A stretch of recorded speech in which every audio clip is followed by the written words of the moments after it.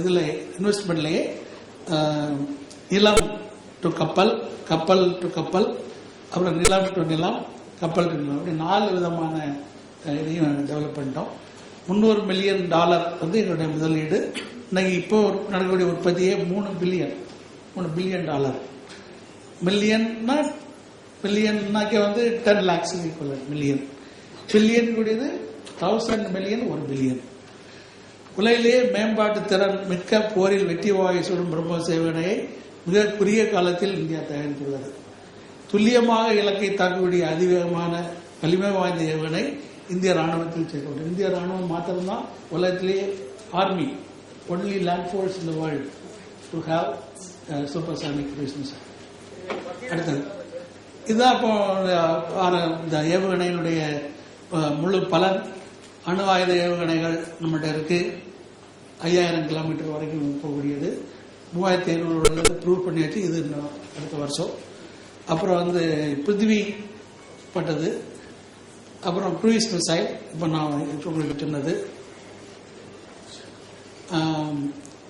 அப்புறம் வந்து ஒரு மிசைல் அவங்க எதிரி அனுப்புனாக்கி அதை தடுக்கக்கூடியது. Missile to missile defence, ballistic missile defence. அப்புறம் வந்து டாக்டிக்கல் மிசைல், இந்த மாதிரி உள்ள எல்லாமே டெவலப் ஆகிருக்கு. ஒரு இந்த 20 ஆண்டுகளில் இது அவ்வளோ நடந்திருக்கு. அடுத்தது இப்போ இந்தியாவில் வந்து நல்ல இயற்கை வளங்கள் இருக்கு, மனித வளங்கள் இருக்கு, நல்ல நாகரிகம், சிவிலைசேஷன் ஹெரிட்டேஜ் இருக்கு.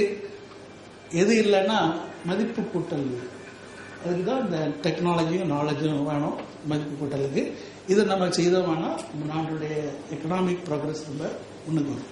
திட்டப்பணிகள் என்னென்ன பண்ணணுங்கூடியதெல்லாம் வந்து இந்த டெக்னாலஜி விஷன் 2020 தொழில்நுட்ப தொலைநோக்கு அந்த டாக்குமெண்ட்ஸ்ல எல்லாம் இது இருக்குது.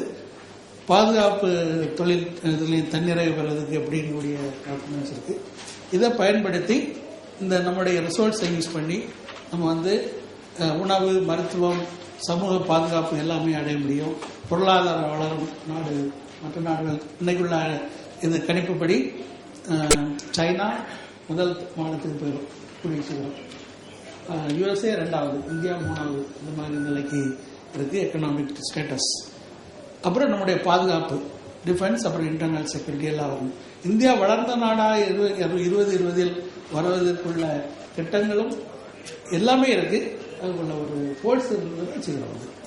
உலக அளவில் இந்தியாவுக்கு வந்து தனி இடம் கிடைக்க வாய்ப்பு இருக்கு. ஸோ அது திருவள்ளுவர் சொல்றாரு, பிடியின்மை செல்வம் விளைவு இன்பம் ஏமம். ஏமம்னா டிஃபென்ஸ். அணி என்ப நாட்டிற்கு வயது. இது நாங்கள் டிஃபென்ஸ் ஏன் நீங்க பைசா செலவழிக்கிறீங்கன்னு நீங்க கேட்கலாம். அந்த டிஃபென்ஸ் பாதுகாப்பு கொடுக்கலன்னா 2000 வருடமாட்டு மற்றவங்க வந்து நம்ம நாட்டை ஆடிட்டு இருந்தாங்க. இனிமேல் ஆளணும் அவங்க. அதனால நமக்கு வந்து டிஃபென்ஸ் வந்து இந்த மாதிரி பிரம்மோஸ் ஏவுகணை இருக்கிறதுனால யாருமே வர முடியாது. அப்படி ஆயிடுச்சு.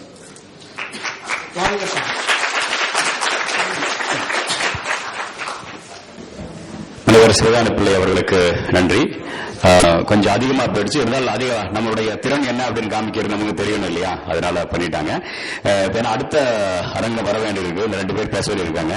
அதனால 2 பேரும் எவ்வளவு சீக்கிரம் முடியுமோ அவ்வளவு சீக்கிரம் முடிச்சிடுவோம். அப்புறம் கேள்வி கேட்பது ஒவ்வொருத்தருக்கும் 2 கேள்விக்கு மேல வேணாம், சின்ன குறுகிய கேள்வி கேட்போம். அதுக்கு கேள்வி முடிஞ்ச பிறகு எப்படி அது இல்லை, நாங்களும் இங்கதான் இருக்கோம், நீங்க சாப்பாடு நேரத்தில் நீங்க இங்க தேவையான கேள்விகள் கேட்கலாம். அடுத்த 2 நாளைக்கு இருக்கும், நீங்க பேசிக்கலாம் நீங்க. அதனால ஏன்னா அடுத்த அரங்கு வேற அமர்வு வேற இருக்கு, அவங்களுக்கு நான் வேற கொடுக்கணும் நாம. அதனால முதல்ல நான் தலைமை ஏற்றி நானே என்னுடைய அமர்வை நம்ம எடுத்துட்டு போகக்கூடாது. அந்த வகையை ஐயா அருள்தாஸ் கந்தையா பத்தி சின்ன ஒரு முகவரை. அவர் அவுட்ஸ்டாண்டிங் சயின்டிஸ்ட் அப்படிங்கிற பதவியில் இருக்காங்க. Director of heavy water board, இந்த அணுசக்தி துறையில அதுக்கான டைரக்டரா இருக்காரு. அவரு 73 வந்து அணுசக்தி துறையினுடைய அணுசக்தி துறை விஞ்ஞானியாக சேர்ந்து 36 ஆண்டு காலம் அணுசக்தி துறை இன்றியமையான அங்கமான கனநீர் வாரியத்தில் பல பொறுப்புகளை ஏற்று திறம்பட செயலாற்றியிருக்காரு. உலக அளவில் உங்களுக்கு தெரியும் எப்படி நாம பேசுறோமோ, விண்வெளி ஏவுகணை வந்து ஒண்ணு வந்து நாட்டுக்கு தேவை, இன்னொன்னு பாதுகாப்புக்கும் தேவை. அதே மாதிரி அணுசக்தி துறை வந்து 2ம் தேவை. ஜனங்களுக்கும் தேவை, அணுசக்தி துறையும் வேற, அதே மாதிரி நாட்டின் பாதுகாப்புக்கும் தேவை. இவர்கள் 2 சேர்ந்திருக்கூடிய துறைகள். அதனுடைய முக்கியமான கனநீர் உற்பத்தியினுடைய தொழில்நுட்பம் முன்னேற்ற 5 நாடுகளால் நமக்கு அதே மாதிரி வர்க்கப்பட்டுள்ளது. ஏவுகணையில் தொழில்நுட்பம் இருக்கிற மாதிரி திரு அருள்தாஸ் கண்டே அவங்க தலைமையில தூத்துக்குடியில நம்ம ஊர்லயே ஆளு நிகழ்த்திய எண்ணற்ற சாதனைகள் கனநீர் வாரியத்திற்கு பல விருதுகள் ஈட்டி தந்துள்ளன.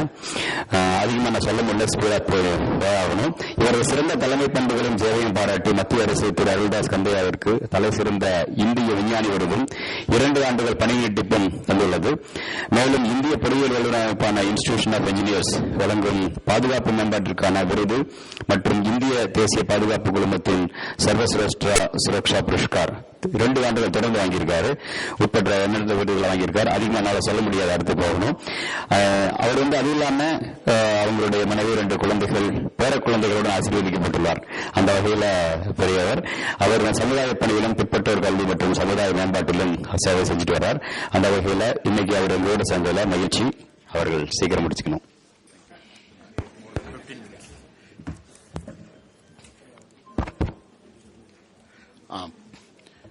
நேரம் சிறிது குறைவாக இருக்கின்றதால் வெகு வேகமாக முடிக்க இருக்கின்றேன்.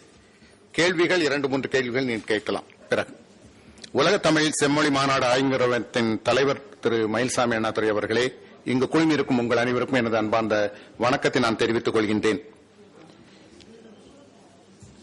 தமிழ்வழி கல்வியும் இந்திய அணுசக்தி துறையின் கனநீர் உற்பத்தியின் சாதனைகளும் என்ற தலைப்பின் கீழ் எனது அனுபவங்களை உங்களோடு நான் பகிர்ந்து கொள்வதில் மகிழ்ச்சி அடைகின்றேன்.